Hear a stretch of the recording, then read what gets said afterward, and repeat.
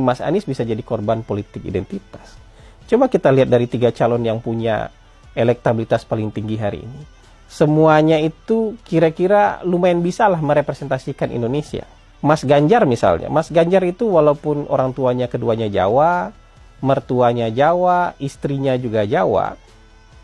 Ya, Mas Ganjarnya Jawa, istrinya Jawa, tapi lumayan masuk akal. Kenapa? Kalau di Indonesia ini peluang kita berjodoh dengan orang Jawa itu 50%, karena 1 dari 2 orang Indonesia itu orang Jawa. Kan gitu.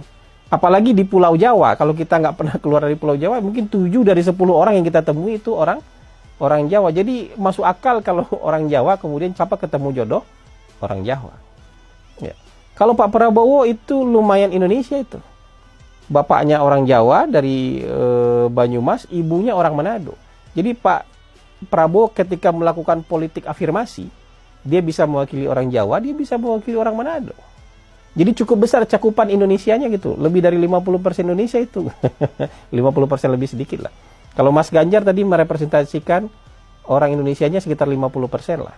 Mas Anies, ibunya Arab, bapaknya Arab, kakeknya Arab. Mas Anies nikah dengan WNI keturunan Arab.